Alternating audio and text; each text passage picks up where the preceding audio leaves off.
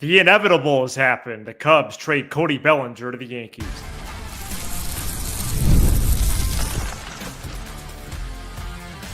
You are Locked On Cubs, your daily Chicago Cubs podcast. Part of the Locked On Podcast Network, your team every day.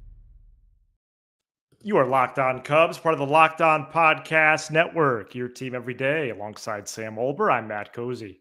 Sam and I are lifelong fans, taking our passion into discussion with you on all things Cubs. Thank you for being part of the show and making us your first listen today.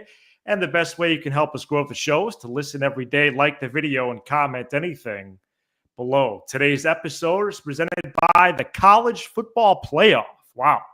The College Football Playoff is here. You don't want to miss a moment of the action. The College Football Playoff, presented by Allstate, begins with 4 first-round games this Friday and Saturday on ESPN, ABC, TNT, and Max.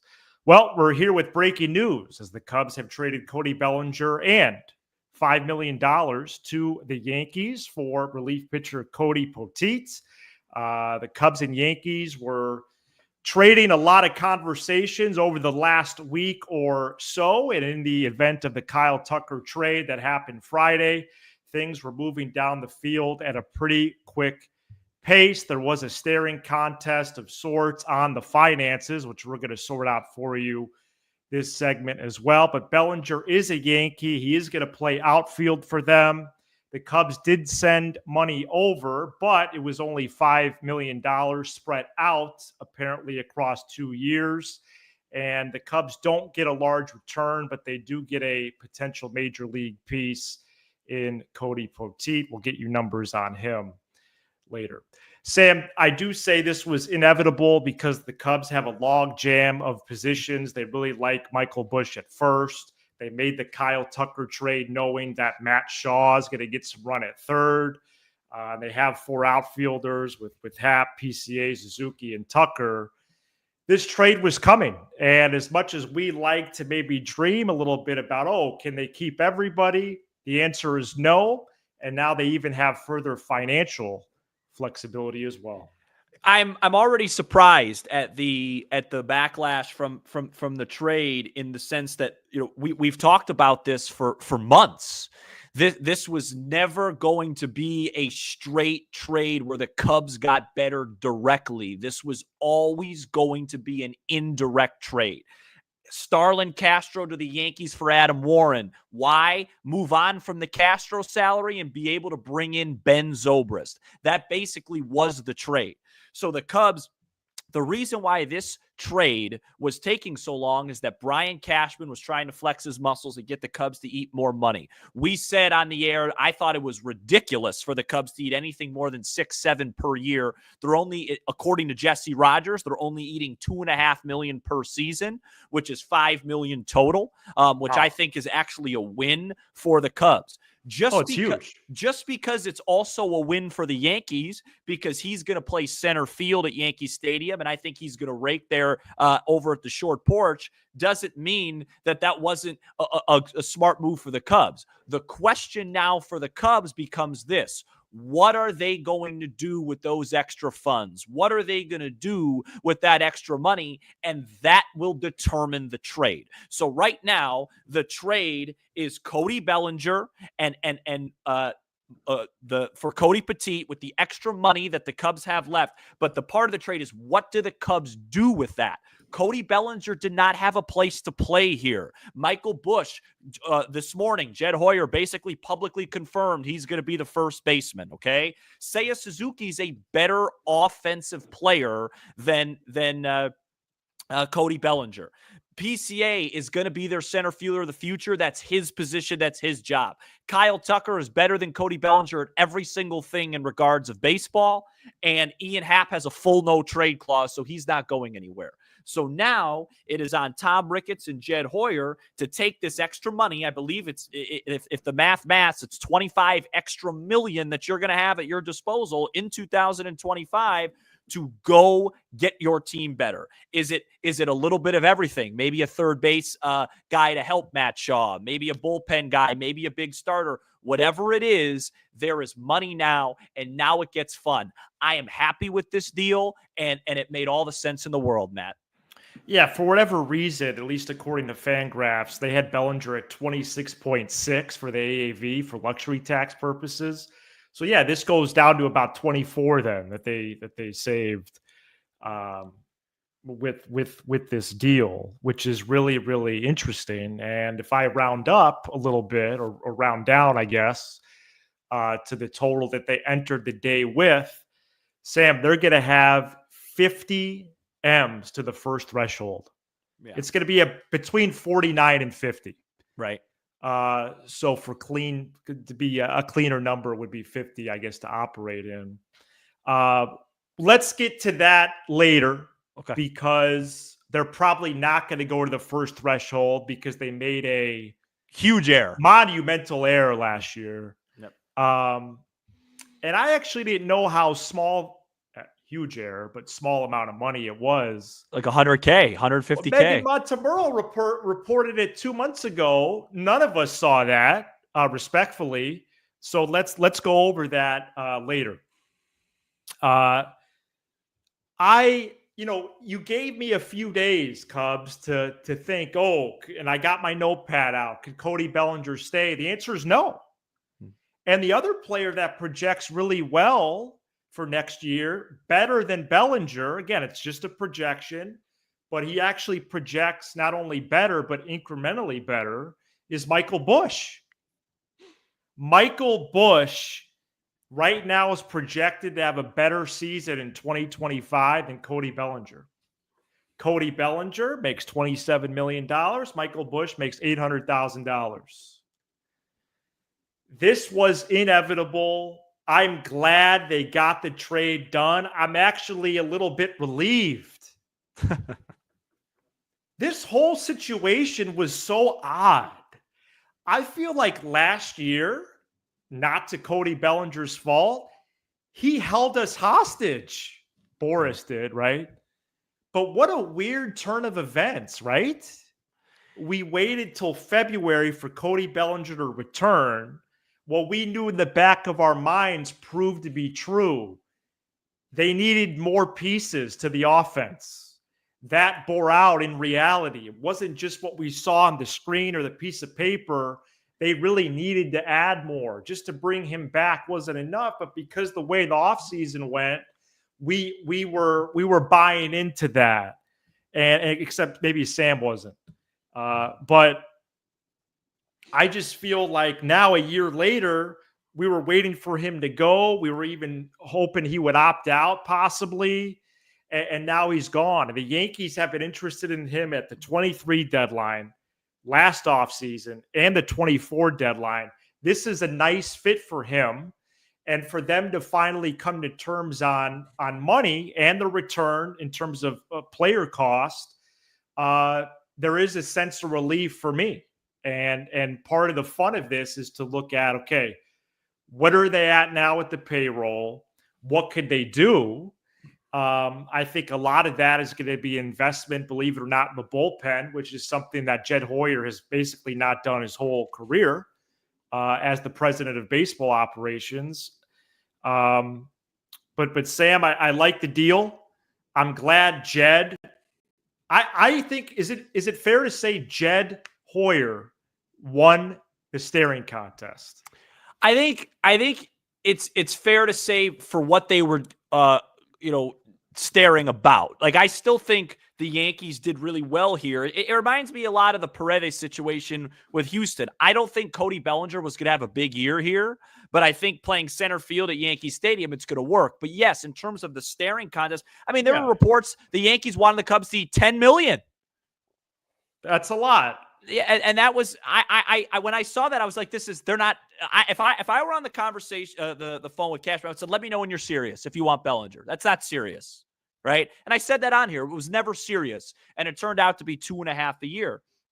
I think, they got and those two guys, like you've pointed out, have a good relationship. Yeah, I think Petit. That's really not a real part of the deal. If that ends up actually helping, it's fine. This was all about money, and the deal will not be answered. The deal will not be solidified until what we figure out the Cubs do with those extra those extra funds. I mean, I'm really surprised. Like this was, and you say that you're relieved it's over. I'm relieved it's over because I felt like I was missing something. It became like the Tucker thing, but that only lasted 2 days. It was like, we know it's Cam Smith. Just trade Cam Smith, right? I did an episode on it. This was, we know it's about the money. It's obvious. Cashman, just make the move already. And in that case, yes, Jed won the staring contest because they really didn't have to eat a whole lot. I mean, at all. No. And one thing I will give credit for to Jed is I like that, sometimes things are a sunk cost and you move on. The Bellinger thing, he had to make that deal last year because there are no other options and you had to be serious about trying to win. He regressed from last year. He was not terrible. But with the way the team is, there was no reason trying to rescue and defend yourself. Hey, and Jed made no mistake about it. After the season, he basically publicly, in GM speak, President Baseball Ops speak, said, we want him to opt out. If you want a guy to stay, you don't say, hey, he's a really good player with options, so he's going to have to see what he wants to do. That is literally, please opt out. Once he opted back in, it was always a matter of time, and it just came out to money, and now we see what the Cubs can do. Is it frustrating that we're on this show and we continue to have to mark the first luxury tax? Of course it is. Of course that's frustrating. But that's just part of the reality that we live in now. And, we've done at least a half a dozen episodes talking about it. There's nothing more we could do. This is the reality. We got Kyle Tucker. We still have some money to spend. And now Jed needs to take that money and make this team holeless. Make sure that there are no major holes going into March 18th and that this team is projected to cruise, not win, but cruise over the Milwaukee Brewers to win this division. And they're well on their way. They did what they needed to do here. Yeah, no, that's a great way to put it. And it does seem like things are trending in that direction. And I do want to finally unveil the lineup for the Chicago Cubs as of today. And my apologies, I don't have this ready for the video version of our show. So I'll just read it aloud. Okay. Let me lock in. Happ in left. Suzuki at DH. Hey, did you know that Ian Happ and David Bednar played ball together? Go ahead. Tucker in right. You know Kyle Tucker, right, Sam? I've heard of him. Cleanup as of right now is Michael Busch. Yeah. He's playing first base. Yeah. 5, and this is a conservative lineup right now, okay? 5, Dansby Swanson at short. 6, PCA in center. 7, Horner at second. 8, Shaw at third. 9, the catcher, Amaya or Kelly. Yeah. Yeah, it still feels one major spot away from being like elite because Craig, and I'm not trying to disrespect your lineup, Craig's not hitting Tucker and Busch back to back when it's game time because then one lefty neutralizes them. So it's got it, maybe they bump everybody up at the end of the year. They were hitting Swanson second. I think they might open the year with that. Yeah, you threw out Horner second, so then this way you could have Suzuki back behind Tucker 4, something like that. Right. I still would like one more right-handed bat to make things, a little bit better. But wow, interesting. Yeah, just like when I hear that lineup, I don't go, "Oh my gosh!" Like we're going to cruise to a division. It's just it's just better than what it was. Yeah. Michael Busch is not a cleanup hitter on on an elite. Well, that's always been my point. Yeah. Right. So they still have one more situation, but maybe they address that later on. My prediction is that Matt Shaw is going to answer those questions for you. It's just going to take some time. So internally, right. But yeah, I think it's really good. And, this was a move that happened. And now we play the waiting game. And Jed even said today, hey, we're not done yet. So now it's interesting. We have a segment coming up for what's next. So I'll save that. All right, well, let's update the payroll and then also combine that with what's next because I am curious about them potentially adding an offensive piece because I guess in my mind I've just resigned to myself to okay, these are the starters. Yep. You're right. But perhaps that could change. We'll see. And coming up next, payroll update. What's next, either offensively or pitching or both. Please stay tuned. Hey, today's episode is brought to you by Select Quote, the World Series, Super Bowl, Olympics. The world's top athletes get to play in these top-level sporting events thanks to one thing, teamwork. And teamwork can also protect your financial legacy and your family's future. Select Quote's licensed insurance agents are the perfect teammates when shopping for customized, affordable life insurance. They can find the right policy to keep your financial legacy safely in your family's end zone. Sports, winning is everything.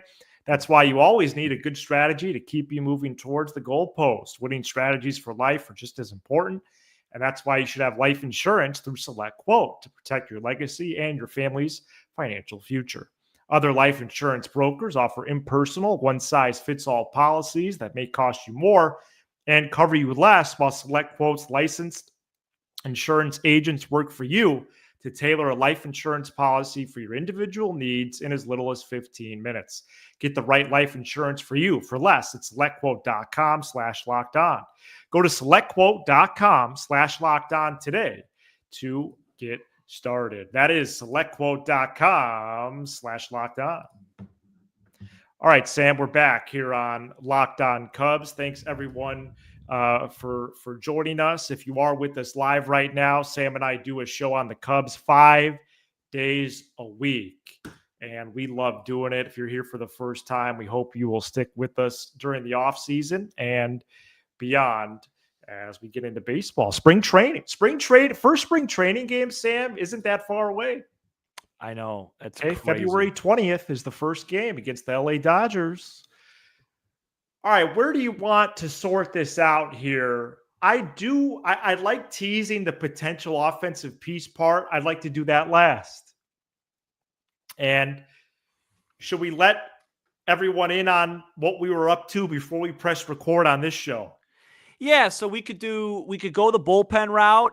Yes. I guess the last point I just want to make is that I keep seeing, like, Cody Bellinger, the Cubs wanted him to opt out. So just pretend that he opted out. That's basically what happened here. Yeah, the complicated matters him opting in. It did. Yeah, they wanted him to opt out of his deal so they could do things. So, think of it like that, and that might make it easier. That's good. I like putting it that simply. I do. Yeah. So just try and look at it like that. It cost you an extra $2.5 million because he didn't opt out.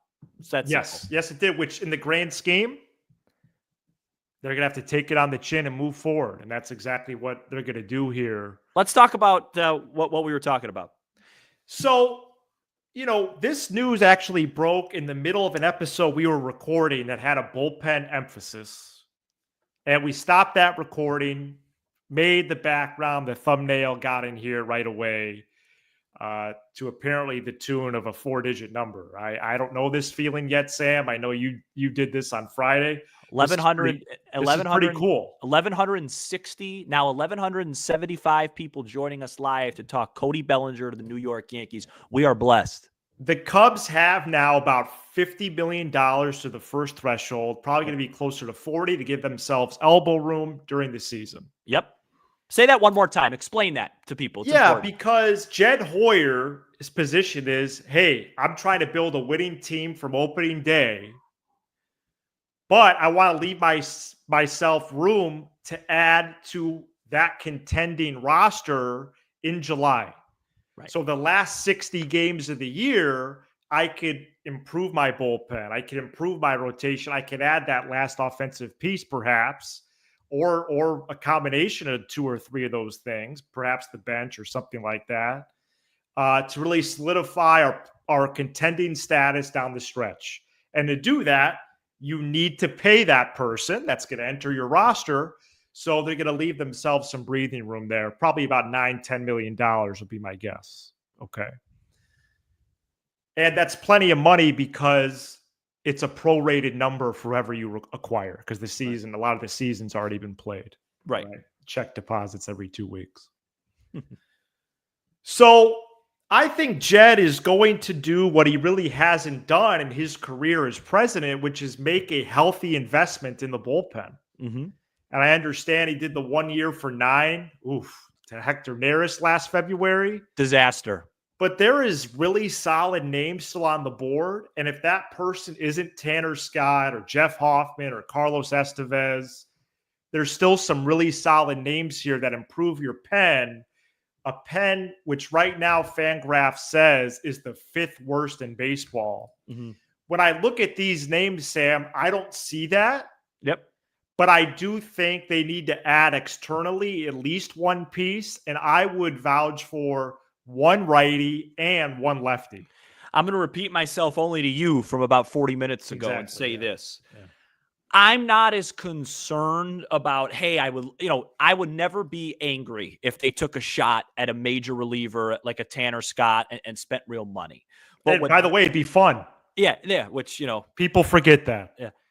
What I would love to tell these 1,203 people is this. The Cubs need to do a better job out of spring training identifying who's throwing the ball well, because in 2023 and 2024, the bullpen did not get fixed until June, and it was an unmitigated disaster in April and May. 23, that was led by Michael Fulmer and Brad Boxberger. Remember him?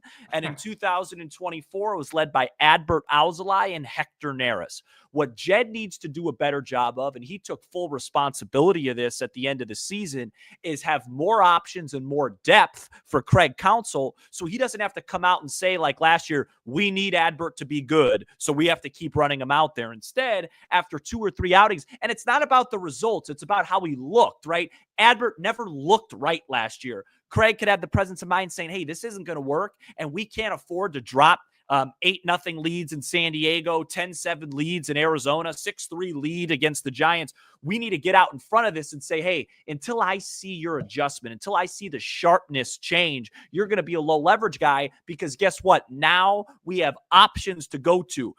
We could go to a guy and, hey, you know what? Porter's having some command issues to start the season. We know he's going to be all right. So we're going to go to Kirby Yates. We're going to go, Luke Little's throwing the ball really well. We like him. We're going to go to him and create those depth and the options there where we're not stuck just going, because I said it all year in April. I go, Cubs are going to need Neris and Alzolay, man, so you got to just roll with the punches. Well, it cost us how many games early on in the season? So to me, that's what they need to focus on. But because of a trade like this with Bellinger, they now have all this extra money to play with where they could be aggressive. They could go out and overpay a guy. The Cubs should not get outbid for Kirby Yates. They could overpay him by a couple million because they have the flexibility now. Yeah, that's a great point. I like this bullpen group. I just want it to get better. Too many I want projects. them to solidify them. Right. And Hodge, Morgan, Miller, Pearson, Merriweather, Thompson, Little, and Brown, because of health status or performance or both, I have that order of locks to not. But guess what? I think Ben Brown could be a great short appearance guy.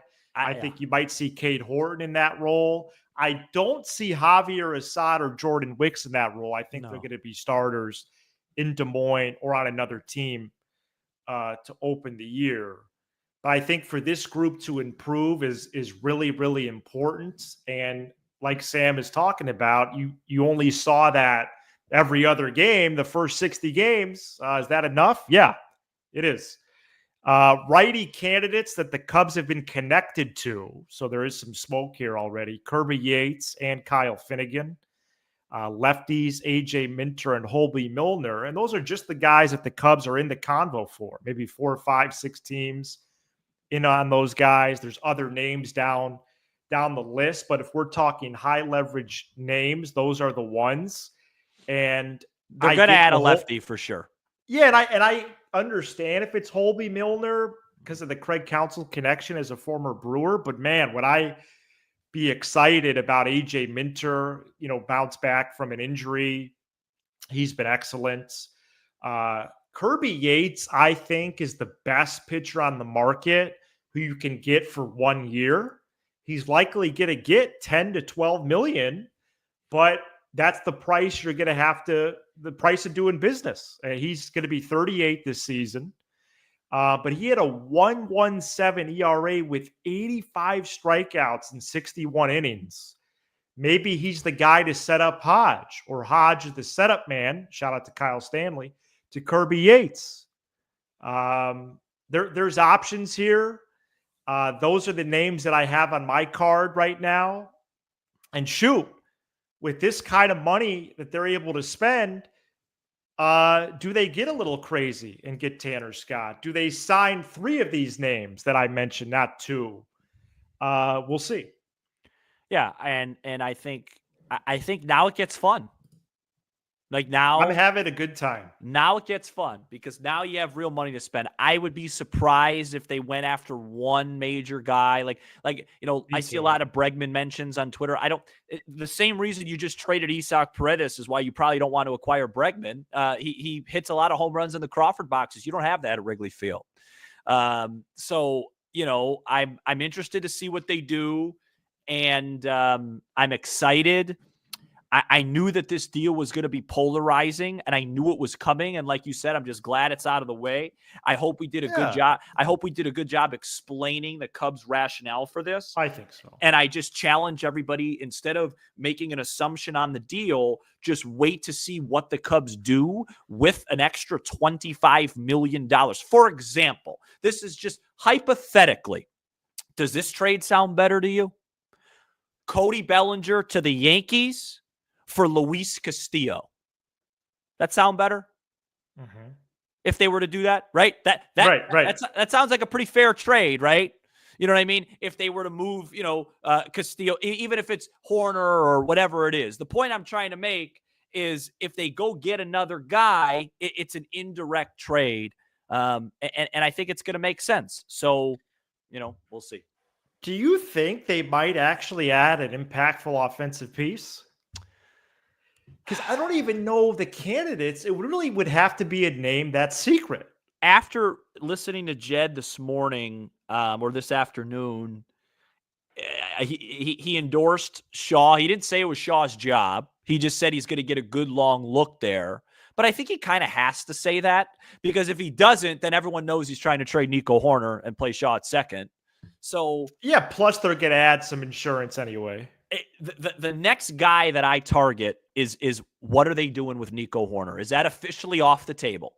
Because if that's off the table, then I have a hard time envisioning them adding another guy. I think they're going to add a third baseman for Matt Shaw insurance, just in case that doesn't go well, which we've talked about. But that's not going to cost you a significant amount of money. No. So I think they're going to do that, like a stopgap type guy. But I don't think that's what you mean by significant. No, I don't. So it would. Nico Horner is the next guy. What do we start hearing about the rumblings? Maybe, hopefully, post holidays, because I could use a little breather. Well, and I get Alex Bregman is unsigned, but I really think in terms of that level of commitments, I think they want to give that to Kyle Tucker. I do.